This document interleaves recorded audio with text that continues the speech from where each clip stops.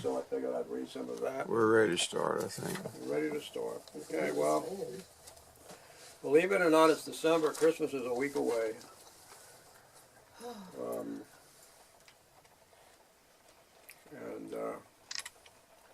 There's currently an exhibit at the Art Center called Men in the Arts with a one wall dedicated to the work of Graham Hopkins, who passed away a couple of months ago.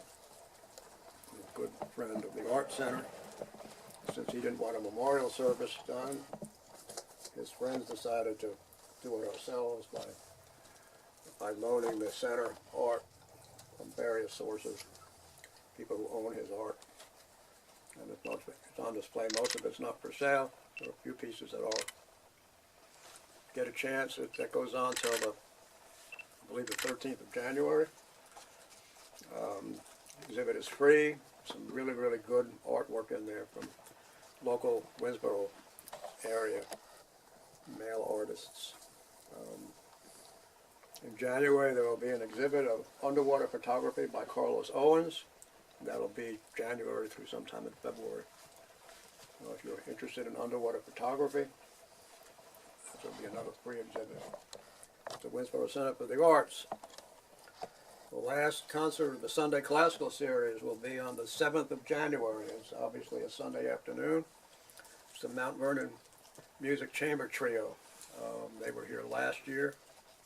Well, two of them were. The cellist is different this year. There's still tickets available for that. You can buy them at the door. And then on the 13th, which will be a Saturday night, following week, Frank Martin Gilligan will be here. He looks like Santa. Got a big white beard. Plays guitar. I've not heard him. The next really, really big show coming up, as Sullivan would used to say, at the Art Center is a piano player named George Winston, very famous man. Wow. Very famous man. There are still tickets available for Goodness. that. They're not that expensive. I was really surprised. I've got a ticket near the front, Wow. and it's $45. So all the seats are reserved, and so you can buy them online or you can buy them from the center. That's the 10th of February. And we won't go beyond that.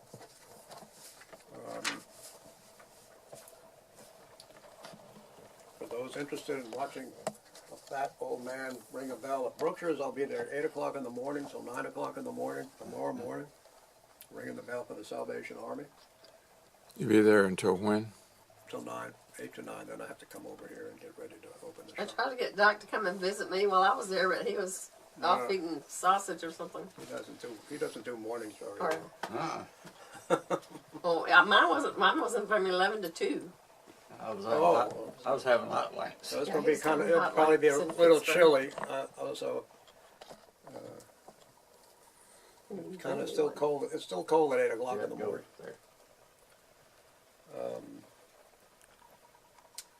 Then I'll let Joe Dan talk about, or Doc talk about Tinny tomorrow night.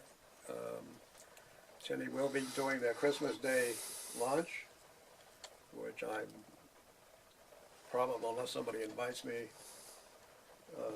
so it's a family thing, which happens occasionally. Unless you get a better offer. Unless you got a better offer, I'll be there. And it's good. It's just, It's delicious. just have to hang around with this guy. That's all. That's okay. If you can handle that, then it's okay. As far as the Emporium is concerned, business has been very, very slow this year. Not enough to keep me going in January. And so I will definitely be curtailing my business. The hope is I can clear out the front part of it and find someone to lease it, sublet the front part from me for retail, antique, something like anything to get some income coming in. I'll run it for them and just charge a commission for whatever's sold. But right now, there's practically no traffic in downtown Winnsboro. I don't think anyone's doing very well. A week before Christmas, we should all be very busy. And as you can see, there's no one here but us. and it's been that way most of the day. I haven't even made enough money to keep what I need normally to keep the lights on each week. I'm not making that. I'm making less than that, which is. You're not announcing a closing date. You're saying No, but sometime starting in January, I'm going to start clearing stuff out. If I can't find someone to lease the front space, I'll be closing probably by the end of January. Because I just don't have the money to keep it going. And it's going to be very difficult even to pay my rent for January. As of today, I can't. I'll have enough money to pay my quarterly sales tax and my property tax, my inventory tax. Won't have any money for anything else. So it's, we'll try to do poets in January here. After that, we'll see.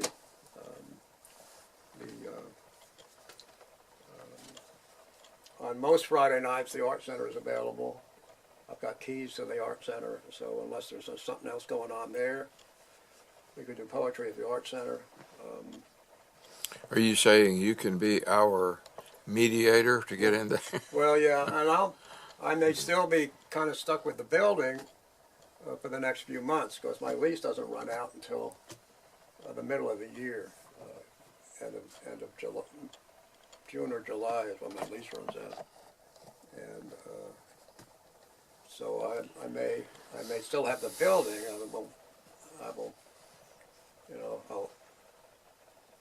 owe money until I get sued by somebody and have to go into bankruptcy. But You know, interestingly, the first meeting of the Live Poets Society, March of 2010, was in the Art Center.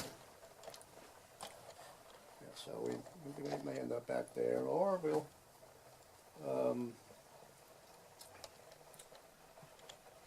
find some other place, to meet. Anyway, we'll cross that bridge when we get to it.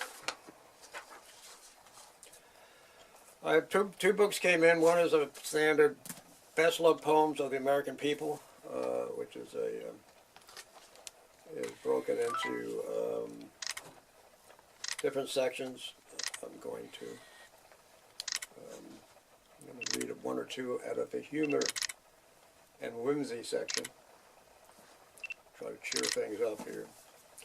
And then a book of poetry by a fellow named Charles John Quatro, Q-U-A-R-T-O. I don't know how he pronounces his name, but he's out of L.A. He's I don't know. He's a songwriter and a musician. You may have heard of him. It sounds like an adopted name. He has an album of poetry on Atlantic Records. There is an instrument, a musical instrument called the Quattro. That Graham Nash produced. You've heard of Graham Nash. These songs have been recorded by Michael Martin Murphey, who is going to be here next year again. Hoyt Axton, Johnny Rivers, Willie Nelson, and Cher have recorded some of his stuff. And he's performed in concert throughout the United States with Joan Baez, Jerry Jeff Walker, Jimmy Buffett, Richie Havens, Townes Van Zandt, and others. So he's well known in music, certain areas of music. Now this, types of music. I don't even know if he's still going, still around. This was published in 1982, and it's signed by him and was given to Jim Willis, who runs the Bowery Stage. This was out of his collection, so he got this directly from Charles, probably at Kerrville or something like that. The name of the book is Storytime Blue, and it's a collection of poems. I'll read a few of them. Most of them are pretty short.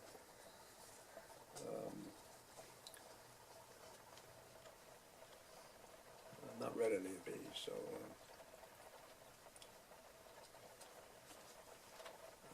let's see.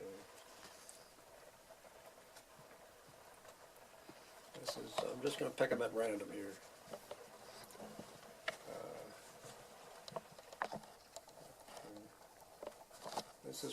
This is called Hurry.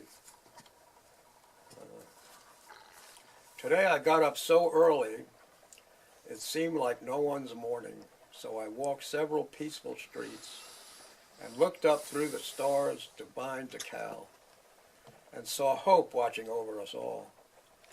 Before the dawn, had one dream broken, when I went home to sleep in a hurry before the newsstand opened.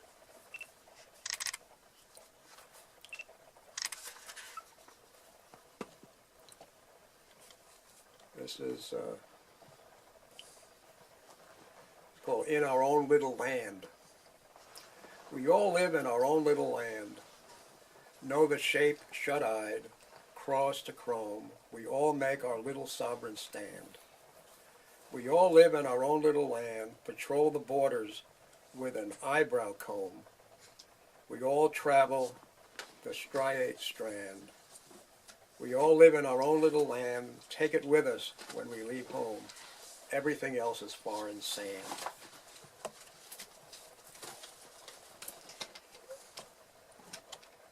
This is called The Whistle. Apparently his dad was an engineer on a railroad someplace. The whistle of my farthest train is my tornado warning. Better run for cower, little fellow. Wash each finger several times. He is returning from his tower, imagining your crimes. What is it that you did today? What is it that you did not do? Did you keep your mouth zipped up like solder? Did you try on one of Father's shoes? What will you do when he finds out? Should either of your sisters tell how you marched across the county fairgrounds and failed to ring the strong man's bell? The whistle on my farthest train is shrieking into town again. Sometimes you wonder if the whistle is really him, steaming at other suns because he can't wait till he gets home to catch me in the act of living and throttle me up to my room. The whistle of my farthest train is detonating in my ears. It's 7:10. The house is shaking, though he's been dead for years.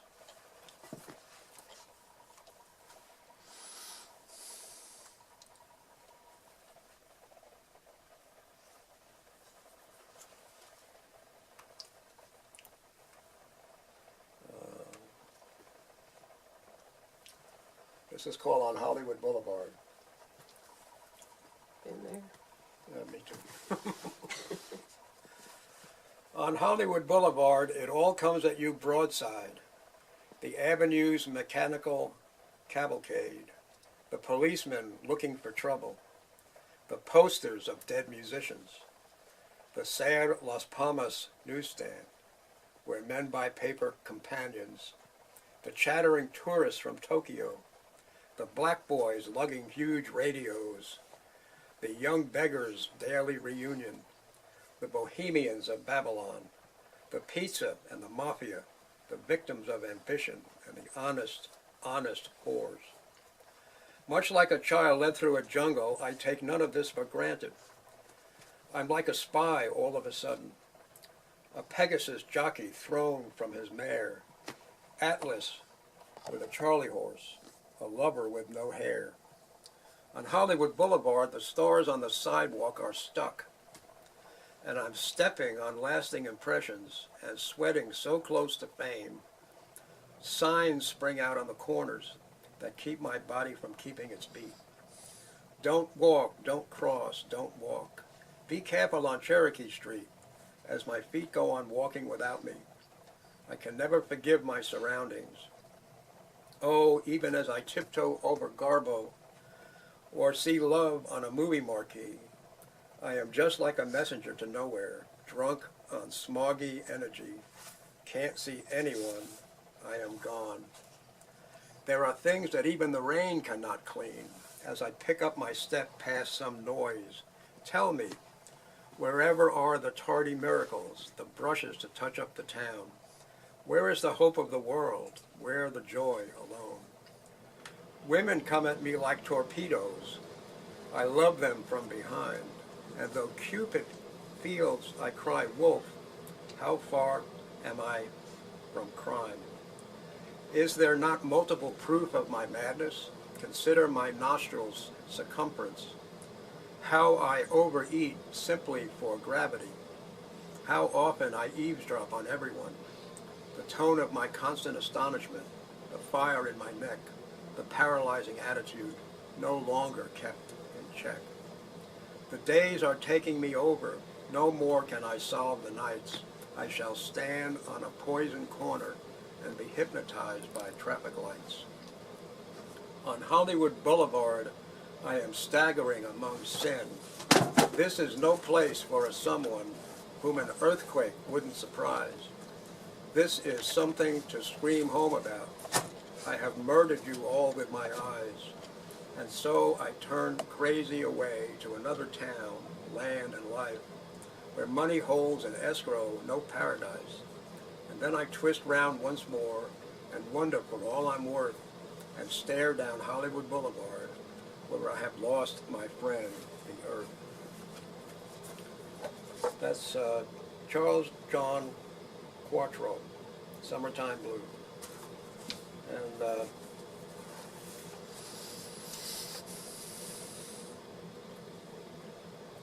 this is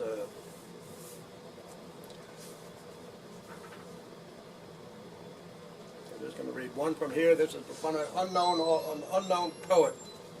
Okay. Here's the door. Yes, it's the door.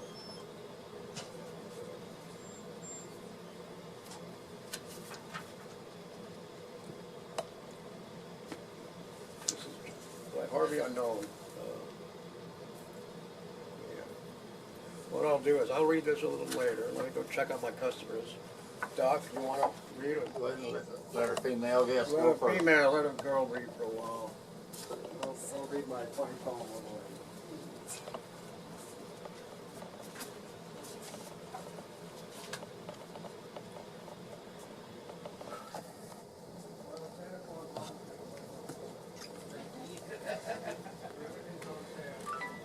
Okay.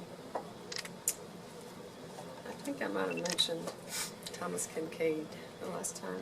I mean, I read from him last time, but I think I might have mentioned how important this book was in my recovery from depression.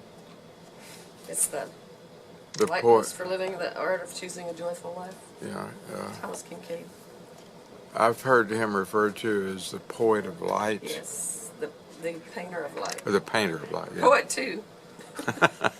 He writes poetry and books. I mean, he wrote this book. Painter There's of this light, little, yeah.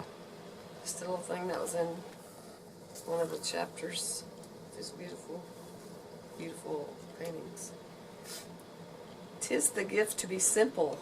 'Tis the gift to be free. 'Tis the gift to come down where we ought to be. And when we find ourselves in the place just right, 'twill be in the valley of love and delight. That's a traditional Shaker hymn, is what it is. And I have this little bookmark that I came upon, that came to me, appeared to me, came into my hand. A life of praise. Fill thou my life, O Lord my God, in every part with praise, that my whole being may proclaim thy being and thy ways. Not for the lip of praise alone, nor even the praising heart. I ask, but for a life made up of praise in every part. So shall no part of day or night from sacredness be free, but all my life and every step be fellowship with thee. It's Horatius Bonar. I guess that's how you pronounce it. Okay. And then our well-known Emily Dickinson.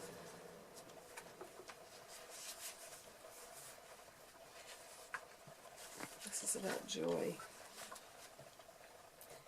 'Tis so much joy, 'tis so much joy. If I should fail, what poverty? And yet, as poor as I, have ventured all upon a throw, have gained, yes, hesitated decide the victory. Life is but life, and death but death. Bliss is but bliss, and breath but breath. And if indeed I fall, at least to know the worst is sweet. Defeat means nothing but defeat. No drearer can prevail.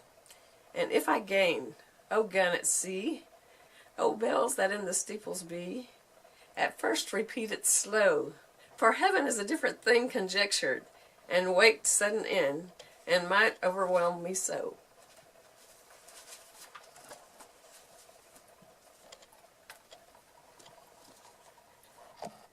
And Helen Steiner Rice. And this one's called Three Treasures.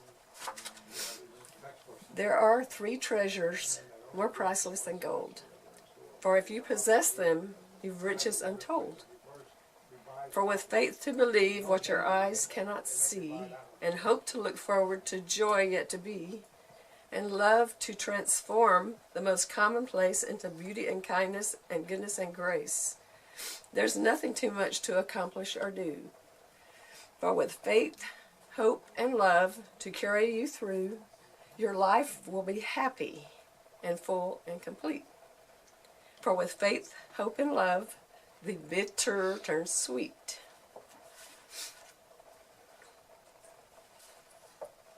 Okay. This one is from this book of the world's greatest religious poetry. It's called Obedience by George MacDonald. I said, let me walk in the fields. He said, no, walk in the town. I said, there are no flowers there. He said, no flowers but a crown. I said, but the skies are black. There's nothing but noise and din. And he wept as he sent me back. There's more, he said. There's sin.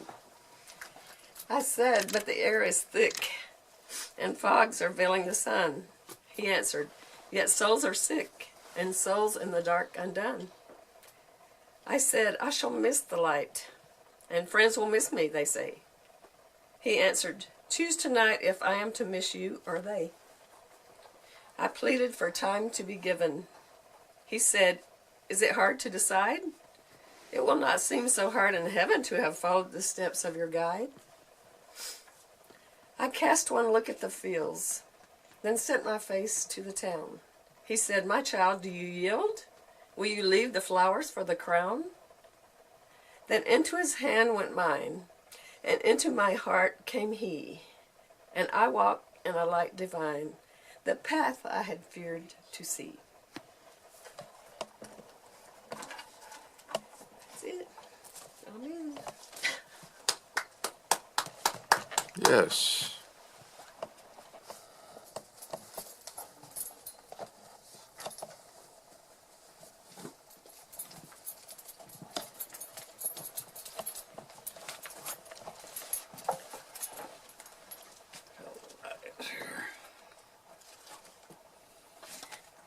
This is from my humorous cowboy poetry book that I bought a year or so ago. And who's credited as contributors or authors of that? It's got a On the variety of ones. on the front, you know, is it? This says a knee-slapping gathering. It's the fifth book in the Gibbs Smith Cowboy Poetry series. Gibbs Smith.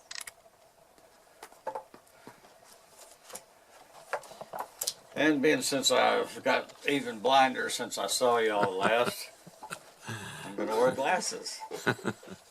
Hey, New World. a new world. I can see people. You mean you haven't been seeing me all this time? I haven't. Oh, wow. Oh, I've got two here I'd like to read. haven't missed much. And this was actually written by David Ball in Rigby, Idaho. Called The Cowboy and the Genie. Old Sam had enough of high plains cold, so he went where travel tickets were sold. Said he wanted to go where it's sunny and warm, which don't sound too bad, does it? the sea clouds floating by, not packing a storm. An island vacation was bound to be his, more fun than soda water plum-filled fizz. His island he found, headed straight for the beach, where the cold couldn't come. He was way out of reach. Living life on idle, no need for full throttle. When surveying the beach, he saw a fancy style bottle. He dallied up the bottle, gave a yank on the cork. Up popped a gal, Jeannie, prettier than all of New York. Said, I've been stored this bottle for long on the sand. You are granted one wish that will be my command.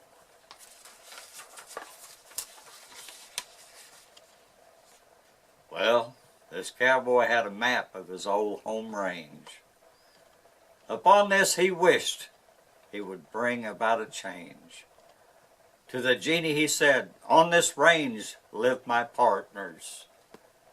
I wish 'em trucks for all and new cads in their yards. She told him no savvy. The request was too strange. Built hourglass style with honest heart and mind. So he wished for a lady who was truthful in all time. Built hourglass style and honest heart and mind. One that would snuggle and sit upon his lap. Hold on, said the genie. Let's take another look at that map.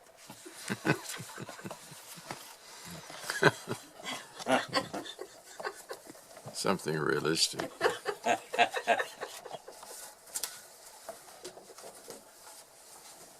All right, this one here is called The Cook's Revenge.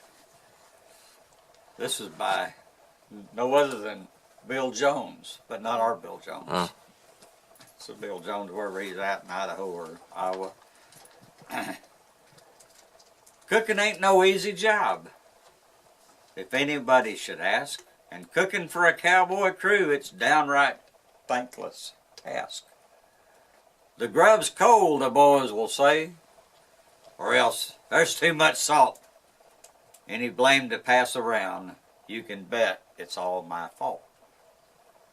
The eggs get broken, the biscuits burn, the griddle won't get hot.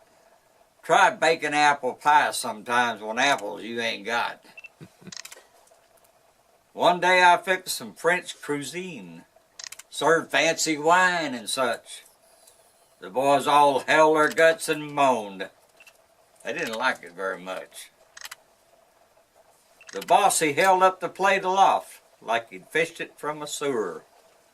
The boys described my gourmet meal with the word that means manure. They hurt my pride, them cowboys did. Almost walked away, but then again, revenge is sweet. There'd be another day. The answer finally came to me in the middle of a drunk. I'd make them ignorant cowboys pay. I'd feed 'em my boys a skunk. So I found an old dead polecat laying in the road. Boiled him up one afternoon and threw in a horny toad. I piled her 10 plates high that night. But much to my surprise, them dad-burned heathens ate it all. And I couldn't believe my eyes. He didn't have my glasses. I started once to tell 'em the whole thing was a joke, but they were belching so contently and had reared back for a smoke. Cookie, they said gleefully, you finally learned to cook. Can I have a recipe? Did you get it from the book? Them cowboys had no idea, and they ain't found out yet. They're feasting on some critters that ought not be et. Yep, cook is a real thorough job. It ain't no easy life. And if my food you just can't eat, well, be glad I ain't your wife. How do you cook a skunk with tomato sauce? You did? I said, how would you cook a skunk with tomato sauce? So it wouldn't stink. Let me read this real quick while they're shopping there. Okay. First of all, I forgot to mention this. I had this last year. This is called Happy Holidays, Volume 11. It's a CD. It's 16 different Christmas songs by 16 different artists, Wow. mostly touring musicians. The songs, anyway, Lynn and Lindy have a cut on this album. It's $10 for the. What is the Lynn and Lindy cut? It's called The Longest Night, which is also subtitled the Solstice Song. The what song? Solstice, like the winter solstice. Oh, And it was, they wrote it last year. So if you're interested in it, it's got it's got all different Christmas music on it. It was written specifically, it was produced specifically for the holidays. I'm going to read this real quick while my customers are still shopping. is that a new CD? I mean, just come out? Yeah, it came out last year. This is by Joe Unknown or Anonymous. Well, Harvey Anonymous, you've probably heard of him. The name of the poem is I Had But 50 Cents. I took my girl to a fancy ball. It was a social hop. We waited till the folks got out, and the music, it did stop. Then to a restaurant we went, the best one on the street. She said she wasn't hungry, but this is what she eat. A dozen raw, a plate of slaw, a chicken and a roast, some applesauce and asparagus, and soft-shelled crabs on toast. Aye. A big box stew and crackers too. Her appetite was immense. When she called for pie, I thought I'd die, for I had but 50 cents. She said she wasn't hungry and didn't care to eat. But I've got money in my clothes to bet she can't be beat. She took it in so cozy, I had an awful tank. And she said she wasn't thirsty, but this is what she drank. A whiskey skin, a glass of gin, which made me shake with fear, a ginger pop with rum on top, a schooner then of beer. Aye. A glass of ale, a gin cocktail. She should have had more sense. When she called for more, I fell on the floor, for I had but 50 cents. Of course, I wasn't hungry and didn't care to eat, expecting every moment to be kicked into the street. She said she'd fetch her family round, and some night we'd have fun. When I gave the man the 50 cents, this is what he done. He tore my clothes, he smashed my nose, he hit me on the jaw. He gave me a prize of a pair of black eyes, and with me swept the floor. He took me where my pants hung loose and threw me over the fence. Take my advice, don't try it twice if you've got but 50 cents.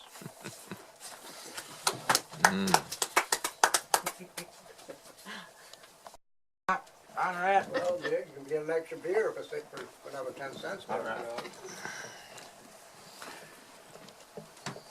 Still, I'll ask you to hold the video. It's already running. Okay. Just what you say. Just keep me in the screen there. Okay. I think I can handle that one. Maybe.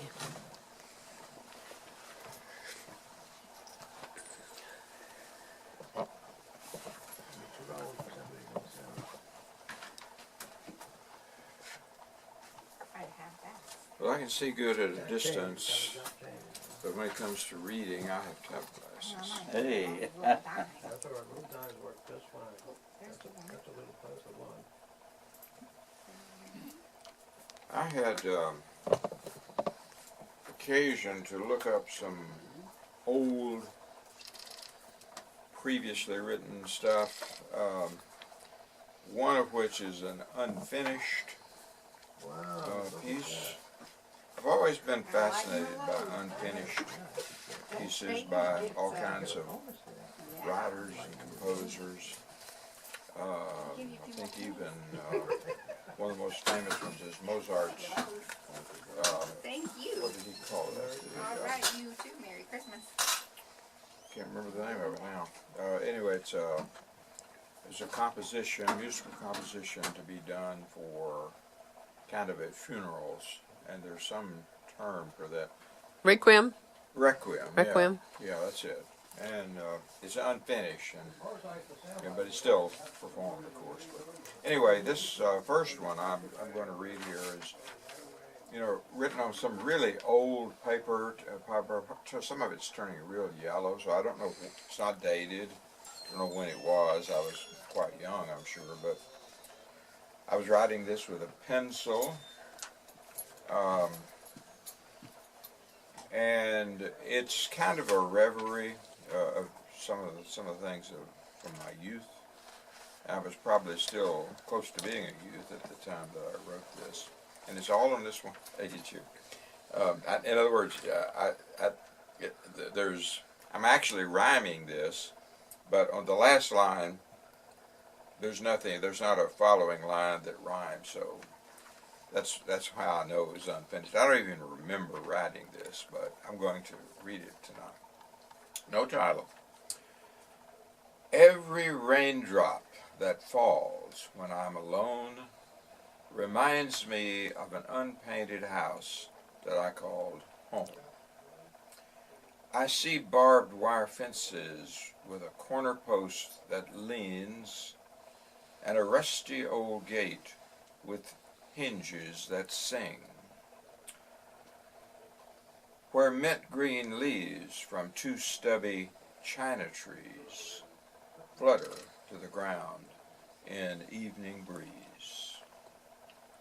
There's a mighty oak tree near the oiled road, nestling the roots of a tiring 100-year load. A once beautiful orchard withers in the sun, the product of 50 years' labor completely undone. But the garden beside it is full of greens, vegetables, and flowers. Plenty for each of the 3 tables that were then ours. Aging shingles sprawl atop the well shed's gable roof. The unfinished end. Nothing to rhyme with roof there. Okay, that's unfinished. And then this one was something that was written probably about the same time, maybe a little earlier. I don't know which, but it has no title either. It is probably finished. In other words, it doesn't end with an obviously unfinished rhyme or anything. This is free verse, no rhyming. It's a reverie also from my youth, or about my youth. It was a dull knife, the dullest of the dull. Its pearl handles had long since been stripped away, and the paint was, the point was rounded from years of mummely-peg and whittling, but it was still a good trade. It had cast me nothing more, once again a misread, it had cost me nothing more than a leaky, non-used, misused fountain pen. Secretly, I regretted taking advantage of the naive 3rd grader. But in the business world, a 4th grader has every right to capitalize on his superior education. It was my first knife, and I took a chance just by owning one. My folks were against a knife at my age. Maybe later, they said, but the deal came up. Only a fool would have refused. it was easy to see that a few hours with a whetstone would make short work of the rusty blade. It had but one. And a little oil would surely make it easier to open. As for a cutting edge, well, that could come later too. My spare fountain pen was less than worthless. Stripped threads sometimes kept the cap off for days. The aged rubber ink container had sprung a slight leak, and the pen point stubbornly grabbed the surface of the rough 5-cent tablet paper. I was well rid of the thing, but the third grader was elated. At recess, I hacked at a piece of stove wood. I was sure it would become a good knife. Just needed a little patience, that's all. The probable end. I don't think that was intended to have any more work done. This one was done when I was a grown man, young, in my late 20s, early 30s, working at Farm Journal in the Philadelphia office.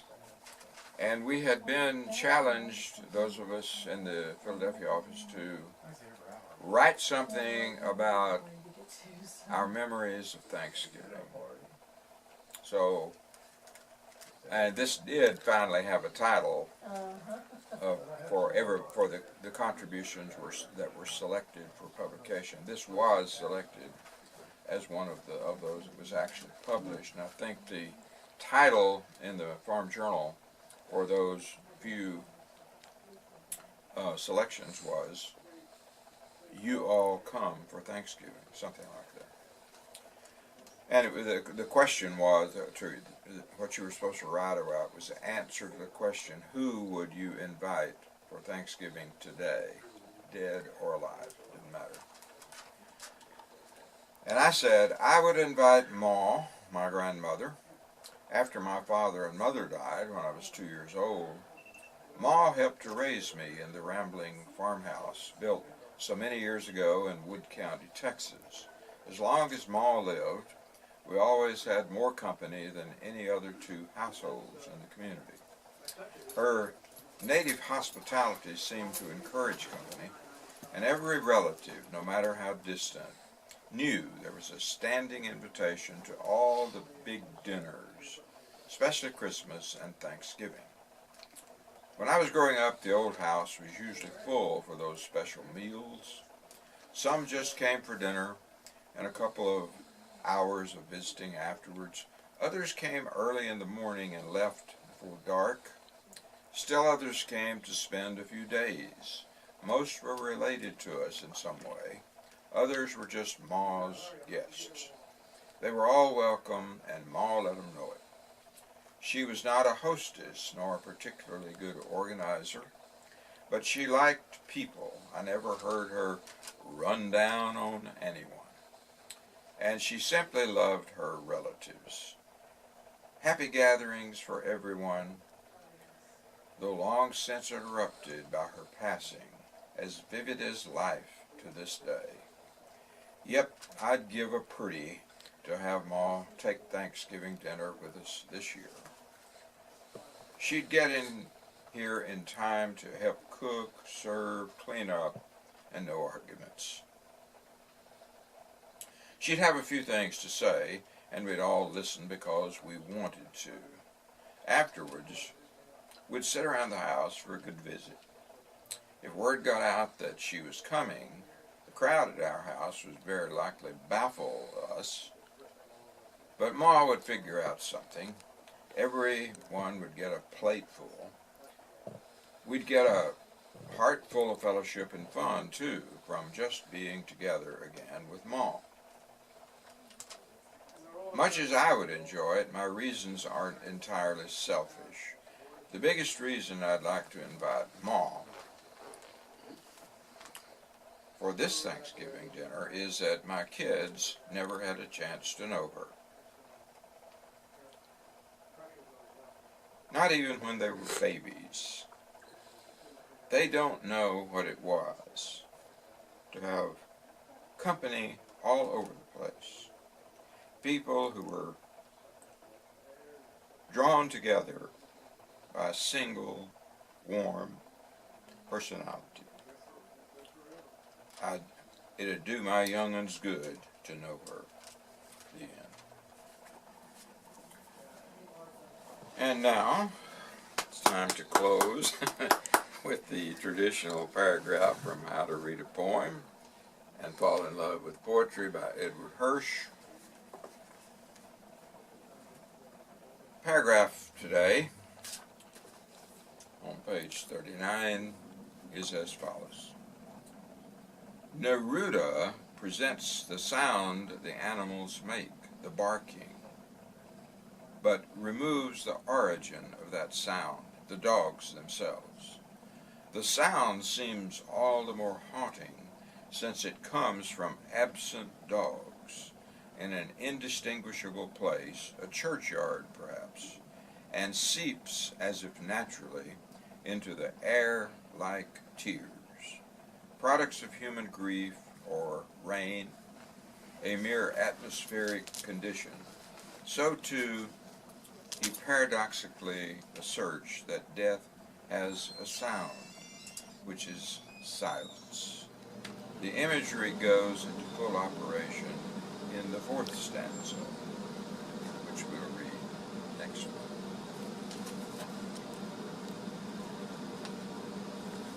Oh, okay. Thank you to all the camera holders. How about that work for $2.50?